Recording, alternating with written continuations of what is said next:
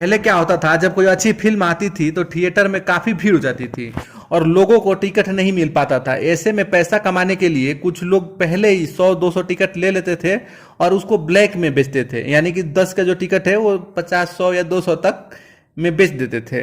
इनको लोग टिकट ब्लैकिया या फिर दलाल के नाम से भी जानते थे और आज भी इस तरफ के दलाल बहुत सारे हैं। आपका विधायक संजय सिंह ये भी पहले टिकट ब्लैक करता था, यानी कि एक तरह से दलाल था। फिर दुनिया के सबसे तथाकथित ईमानदार पार्टी जो है, जो कि दिल्ली को बर्बाद कर दिया है, आपने उसको टिकट दिया और विधायक बनाया। आज वो अपनी उसी गंदी परवरिश और उसी दलाल वाली प्रवृत्ति को दिखा रहा है और राम मंदिर ट्रस्ट को बदनाम करने के लिए वो फर्जी आरोप लगाया जा रहा है। पूरा सपोर्ट मिल रहा है लेफ्ट मीडिया और लिब्रांडुओं से और वो इनको और हवा दे रहे हैं और झूठी अफवाह फैला रहे हैं। इन पे कई सारे केस भी हो गया ये सब को लेके।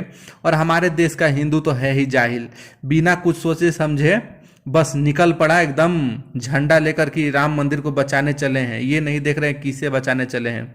वो इंसान जो कि अपनी पूरी जिंदगी राम मंदिर के लिए निछावर कर दिया, उस पे ये लोग आरोप लगा रहे हैं। सनातन धर्म और हिंदू सभ्यता को जो खतरा है वो बाकी से ज्यादा अपने लोगों से, मतलब जो इस तरह के बेवकूफ हिंदू है उनसे ज्यादा खतरा है इन सबको।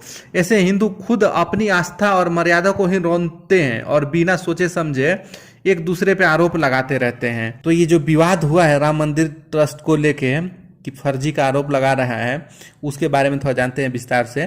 कुछ दिन पहले ये जो विधायक है आपका संजय सिंह, वो टीवी पर आता है, प्रेस कॉन्फ्रेंस करता है और मुंह फाड़ता है कि हाय हाय राम मंदिर ट्रस्ट में घोटाला हो गया।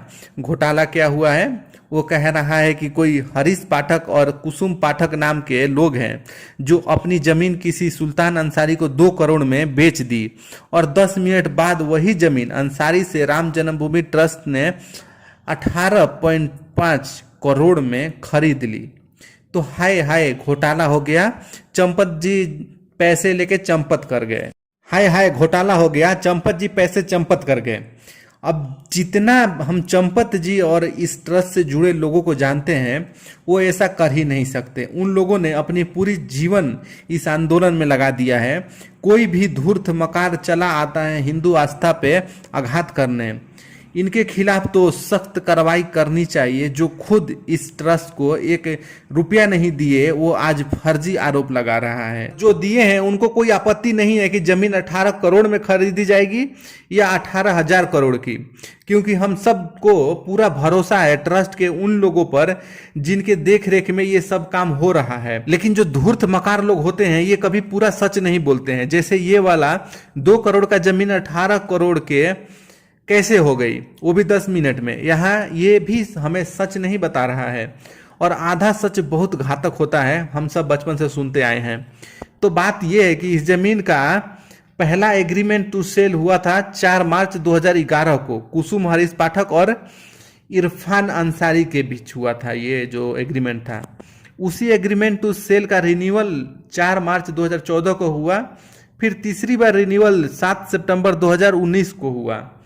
फिर नवंबर में सुप्रीम कोर्ट का फैसला आ गया कि अयोध्या जी में राम जी का मंदिर बनेगा।